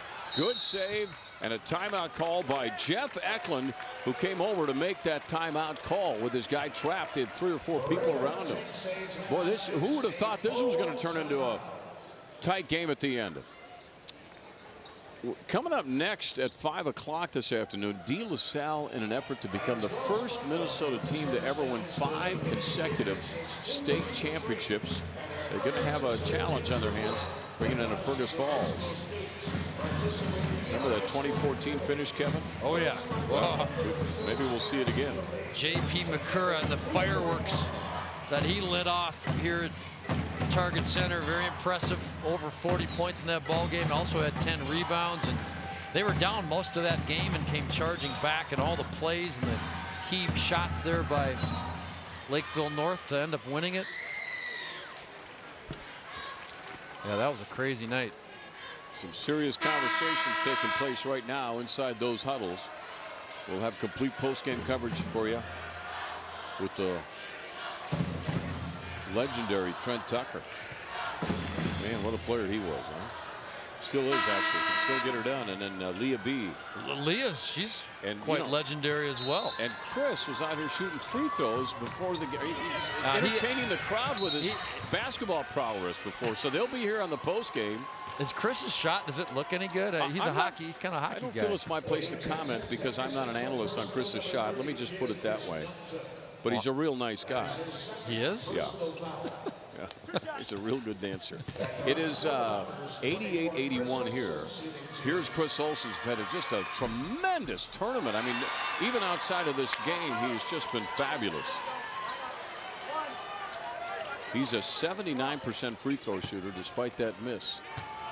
And these are so crucial, obviously. We're in the final minute, and he got that one. So now here come the Huskies without their leader, Ringkop, on the bench with 5 fouls. Christopher fires up that 3. Just shy. That's a big rebound right there into the hands of Alec Olson, and fouled right away. As a free throw shooter, he is, the percentage-wise, their best free throw shooter on the team. Yeah, 83%. With 17 yesterday in the semis. They just got such an interesting team, Braham does. They got the 4 perimeter guys, and they all play a similar style of game, and they play hard, and they play fast, and they play together. And pretty impressive team.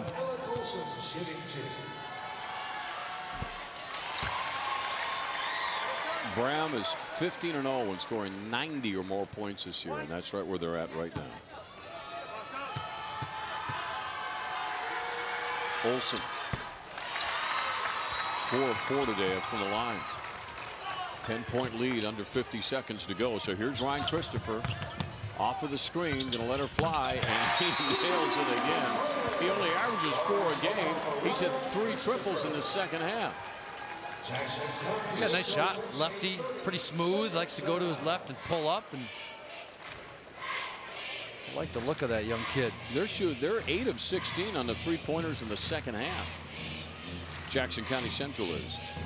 Yeah, that's not typically how they play. Obviously, with the inside game, they're trying to pound it to the front line of 6'5" and 6'9", but they got down big in this ball game, and I knew going into the second half that they're going to have to resort to some 3-point shooting and get out of their comfort zone a little bit and take some 3-point shots, and they shot a solid percentage. Chris Olson, this is what they do. They want to run the floor, and there's been certain situations where the ball doesn't even touch the floor. There's no dribbling. That's a coaching strategy. Coach is telling guys that the ball moves quicker via the pass. And Chris Olson has been terrific in the middle of most of the action here for Braham. Yeah, he's a worker, man. He is. He never slows down. They foul him there as soon as he touches the ball. The foul applied by Chris Gumto, the junior. So he'll walk on down the other side of the court to shoot these. But again, he's a pretty darn near an 80% free throw shooter. He's not having a bad state tourney, is he? Wow. But it's just, you know, what a leader to have for the rest of the guys. I mean, when your best player never slows down, averaging 26 a game in the state tournament. Yeah, it's kind of like Tyler Johnson with Minneapolis North, just kind of a guy you can turn to. And he's one of your most talented players, or the most talented player. And when your best player is a guy that kind of pulls things together and plays unselfishly for your team, you got a chance to find success as a squad. It was 50-29 at halftime in favor of Braham. Underneath, Behrens lays it up and in with that soft touch. Good job keeping the basketball high. Now down court. No shot. What? There's something you'll never see again in Braham basketball right there. Yeah, a wide open layup, but they're going to pull it out and eat up some clock. And Coach Eflin still a bit tense. Players and making some anticipation here. There's a big hug by the head coach with Ryan Christopher, who's fouled out of the game. Boy, he hit some big threes there. Did all of that with 4 fouls too, I think, at that point. Olson at the stripe.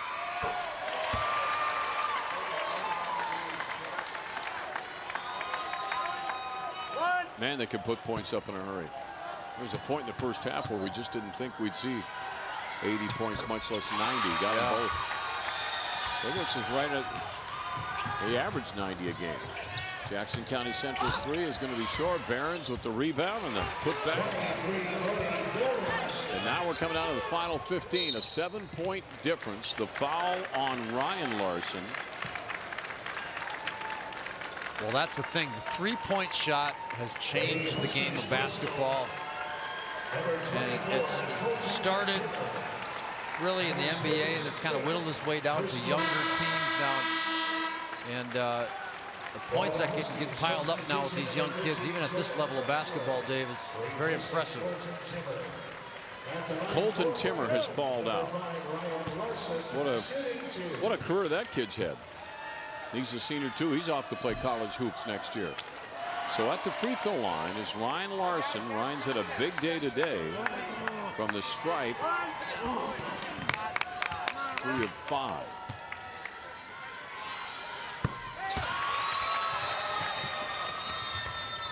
Well, this has been a good fight here, especially in the second half by the Huskies, but not enough. Christopher's fadeaway not going to go. And Huxley will put it in. But that's it. Buzzer sounds. The state championship trophy is going back to Braham.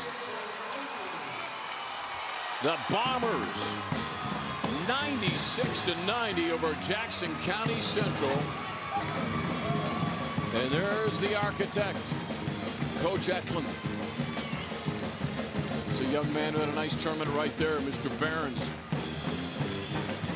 And number 24 has been stupendous. Yep. Chris Olson. Boy, he had a good tournament. We just got done talking about him, but you know, the thing I'm really impressed with the most by Braham is small team, but they are wound tightly and they want to get up and down the floor and shoot a lot of threes. It's really a fun way to play basketball for a teenage kid. And they didn't stray too far from their style of play. Let's check out our player of the game, brought to you by Education Minnesota, the voice for professional educators and students. Look at that, 33 points, 9 boards. Got it done from the free throw line. He's playing hard defense. And like I said, once that ball was thrown up to begin the game, these kids play hard and they go at it. Now, they took them a few minutes for Braham to rev up to start this ball game, just like last night against St. Croix Lutheran. It took them a few moments to get going, but once they did, they don't stop. Let's go down to Jim Burns for the awards presentation for the AA title. Ladies and gentlemen, at this time, we'll present the 10-member Wells Fargo All-Tournament team chosen by the sports writers and sportscasters covering the tournament. These students have distinguished themselves by their athletic excellence, leadership, team commitments, and exceptional sportsmanship. Presenting the trophies for the Wells Fargo All-Tournament Team Award at center court is A.J. Osterman, Vice President and Business Acquisition Manager from Wells Fargo. He's assisted by Dave Stead, the Executive Director of the Minnesota State High School League. And now the 2016 Class 2A Boys Basketball All-Tournament Team. From Annandale, forward Jared Wilkin.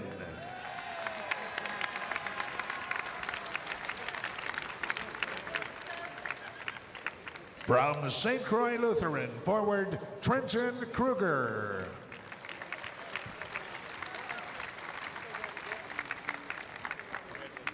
From St. Croix Lutheran, guard Augie Rovney.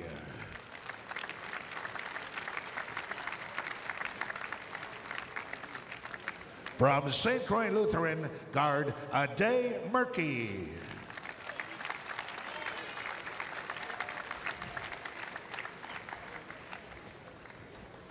From Jackson County Central, guard Matt Ringcobb.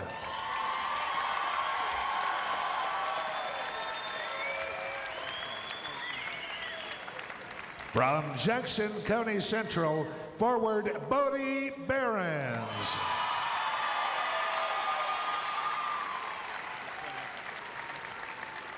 From Jackson County Central, guard Jacob Christopher.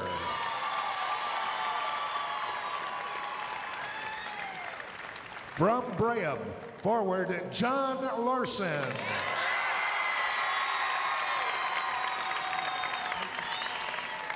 From Braham, guard Chris Olson.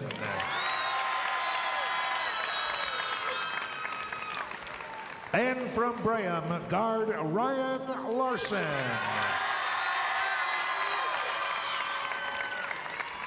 Wells Fargo and the Minnesota State High School League congratulate all members of the 2016 Class 2A Boys Basketball All-Tournament Team. Fans in action earlier today at Concordia University St. Paul. St. Croix Lutheran defeated Annandale by a score of 81-45. The fourth place trophy was presented to Annandale, and St. Croix Lutheran was awarded bronze medals and the third place trophy. Congratulations to St. Croix Lutheran and Annandale. This shot full time.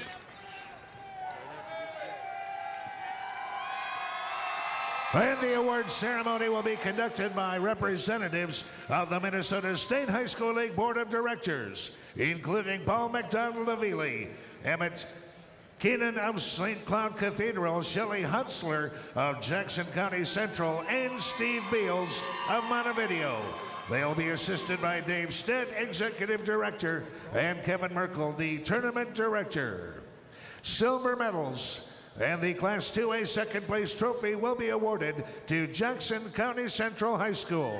The silver medals will now be presented to each member of the team and the coaches, and we ask that each player and coach come forward when your name is read. Number 3, Matt Ringcob.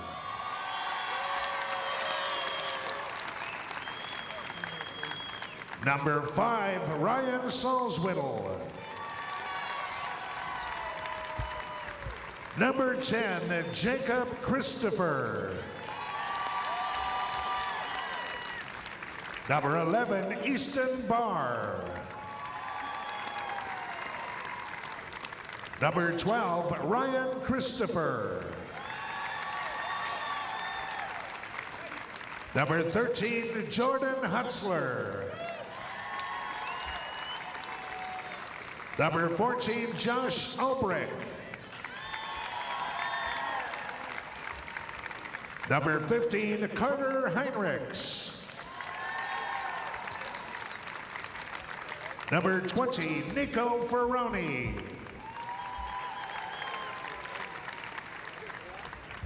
Number 23, Bodie Behrens. Number 24, Colton Timmer.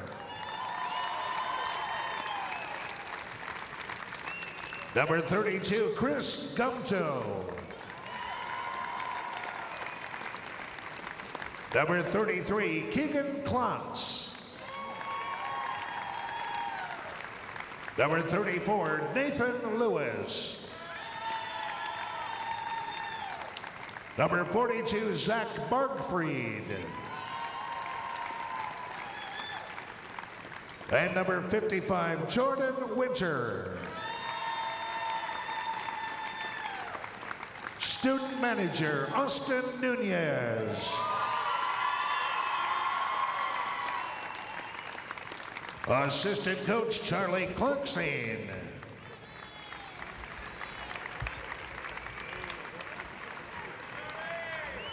Assistant Coach, Mike Weirson.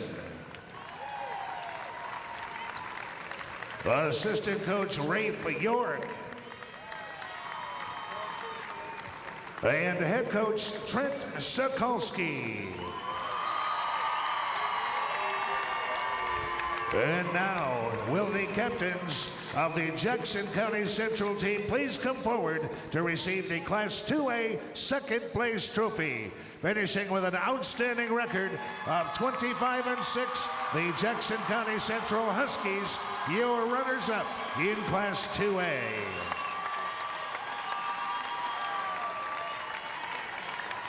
The 2016 Minnesota State High School Class 2A boys basketball champion is Braham High School. Each member of the official squad receives a gold medal. And we ask that you please come forward as your name is called. 0, Connor Teshumper.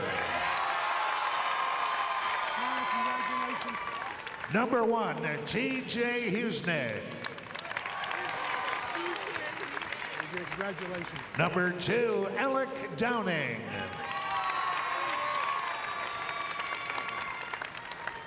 Number 3, Brandon Waganowski. Congratulations, Brandon. Thank you. Number 4, Alex Curvers. Number 5, Ryan Larson.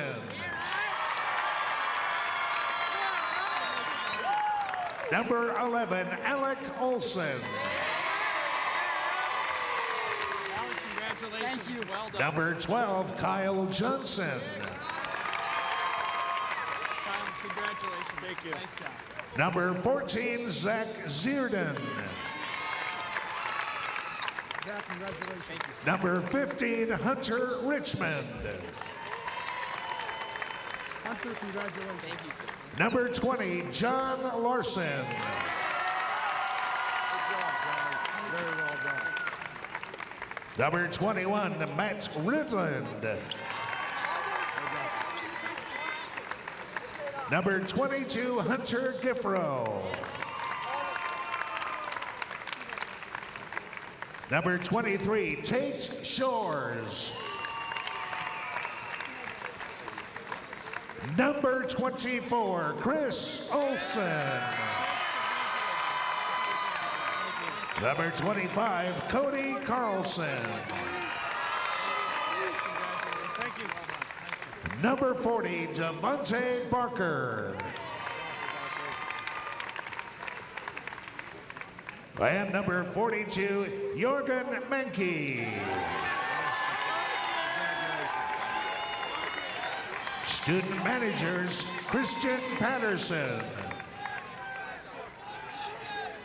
And student manager, Amanda Roslin.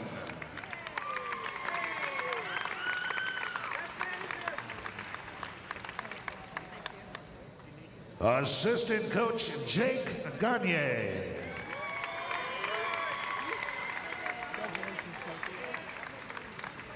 Assistant coach, Corey Sybrandt.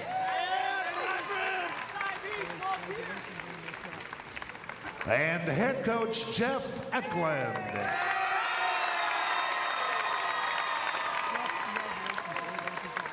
And now will the captains of Braham High School, the 2016 Minnesota State High School Class 2A champion boys basketball team, come forward to receive your championship trophy. Congratulations to all teams. Please join the Minnesota State High School League and Wells Fargo in congratulating these athletes and their schools for their outstanding participation in this year's state boys basketball tournament.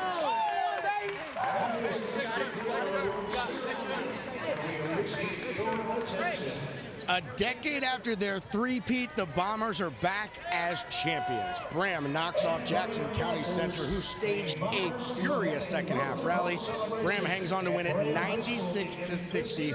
Chris Long back here with you, along with Leah B. Olson and Trent Tucker. Leah, you don't often see a team score 61 points in the second half and lose the game. JCC made a heck of a run. Yeah, whatever was said to those kids at halftime, they paid attention. They came out. It was just such a different second half for them. They came out so aggressively scoring. There was 5 players in double figures. They really came out and they got so close, but it just wasn't enough. Trent, for Braham, it is tough for a team to keep that kind of pace for an entire game, but they did it, led by Chris Olson, his 33 points. Just a spectacular effort by all 5 Braham starters.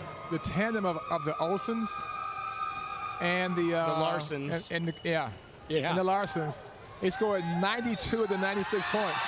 And the other 4 came from the other starter, Connor Shumper. So a great effort by the 5 Braham starters in this game.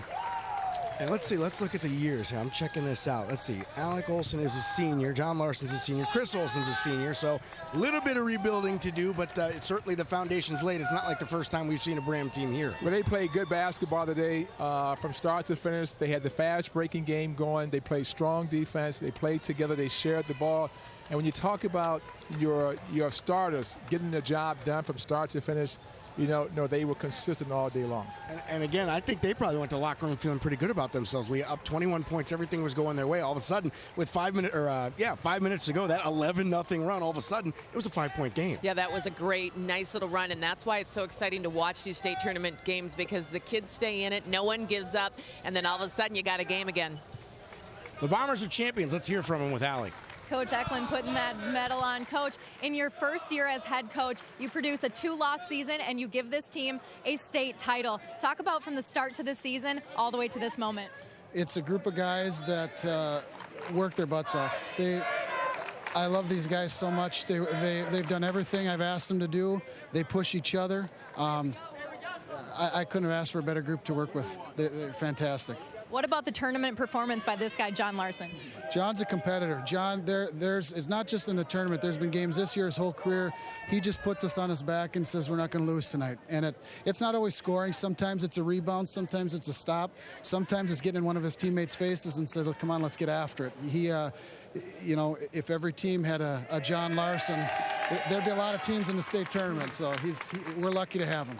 Coach, congrats on an incredible feat. John, you know, in your senior season, you come into this and you find out you have a new head coach. Did you think at that point that this guy was going to lead your team to a state title? For a second, I didn't even doubt it. With the kids we have coming back, we had 6 seniors. He coached me in JV. We went undefeated, actually, so I just believed him from day one. This is your senior season. To cap off that season with a state title, talk about what that journey has been like for you. It's been long, you know, 4 years I've been waiting for this. Just to get to the state tournament was amazing. Honestly, I don't know how to explain it right now because, you know, everyone kind of wrote us off. But in our locker room, we knew we could do this, and it's paid off. John, this was an incredibly hard-fought battle for your team. There was a lot of ups and downs in this game. How did you guys pull this one off? Our motto all year has been, let's pass up a good shot for a great shot. And, you know, that got us 96 points tonight, and we believe in every single one, all the way down to the last person on the bench. If they're in, we believe in them. Go cut down that net with your team. Thank you. All right, guys. Chris? Yeah, it's always a fun scene watching these guys cut the nets down. Braham certainly earned it there, holding off a furious rally by Jackson County Central. And actually, it's always kind of a neat scene at the end of the session. You might see in the shots in the background, Minneapolis North sticks around. They had to wait. After they win their game, it's a 2-game session. Right. They couldn't cut the net down. We needed it for the AA game. So it's always kind of neat. You see the teams stick around here, and they get a chance to cut down the net as well. The Postgame Show is brought to you by the Coalition for a Secure Energy Future. Power you can depend on. Learn more at secureenergyfuture.org. 04, 05, 06, and now 16. Those will be the trophies sitting in the trophy case up at Braham. They win their 4th title, deservedly cutting down the nets after holding off a terrific rally by Jackson County Central. Braham wins it 96-90. Chris Long back with Leah B. Olson and Trent Tucker. Leah, your thoughts on that one? Well, I was just so happy that they made it such a good game because it wasn't looking like in the first half that was going to play out, but the Huskies stuck with it. They came out, started hitting big threes, and turned it into a really exciting game. Trent? It was a fun game to watch. Up and down, entertainment, type of game that you love to see at this time of year. First-year head coach winning a championship. You do not see that often at any level. Let's take a look at how it happened. Chris Olson, just a fantastic tournament. 23 in the quarters, 24 in the semis, 33 today, Trent. You know, he's a very good basketball player. He handles the ball very well. He can take it off the dribble. Also, he can spot up and shoot. But he has some help from another teammate.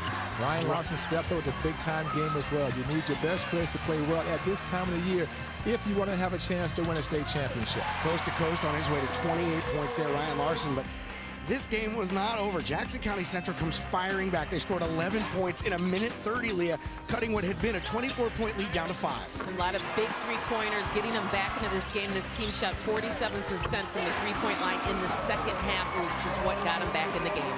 That run electrified the place, but give Braham credit. They kept to their guns. They did what they do. They kind of snuffed out that rally, Trent. At the end of the game, they took care of the basketball and they made their free throws. And when you can make your free throws at the end of the game, you're going to put yourself in a very good position. Statistics brought to you by Trio Orthopedic Center. For the athlete and all of us, there's Trio. What they don't have on here is the total number of field goals.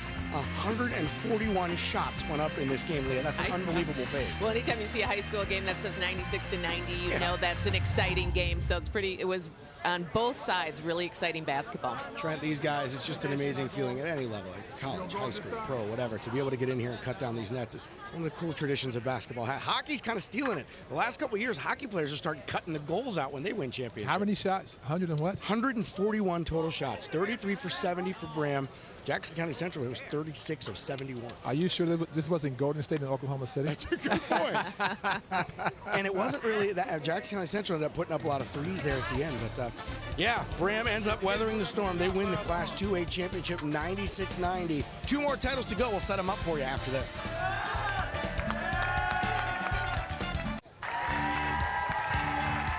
Gotta love the coaches. They let them have that last strand of the net. Jeff Eklund, 1 year under his belt at Braham. They finished the season with the state championship. They finished the year 31-2. On the other end, Larry McKenzie, his 3rd year at Minneapolis North. They lost in the section finals and heartbreakers each of the first 2, but they get the job done here in year 3. They are champions once again for the first time since 2003. Braham winning for the first time since 2006. Great shot at Coach McKenzie right there. So here's where we stand on Championship Saturday. It's halftime, if you will. Minneapolis North beating Goodhue in the opener. Braham over Jackson County Central in the AA final. Coming up later, De La Salle chasing history. They're looking for a 5-peat. No team has ever done that.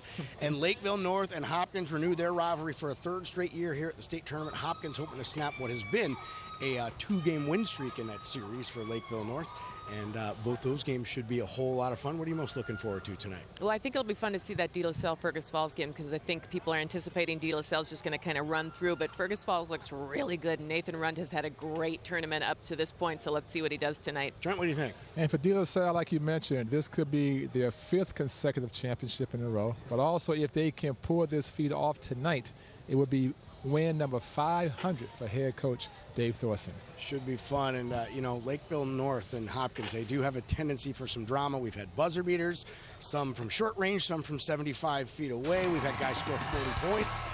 Can't wait for both of these games tonight. So 2 championships already. The celebration will probably be back in the gyms at Minneapolis North and Braham later tonight. Well-deserved as they both win championships. Can De La Salle, Fergus Falls, Lakeville North, or Hopkins join them in the winner's circle? We're going to find out later tonight. The 3A championship game begins at 5 o'clock if you're making plans. That 4A title game should start right around 8 o'clock. Until then, on behalf of everybody with 45 TV, I'm Chris Long. Thanks for tuning in. We'll see you in a little bit.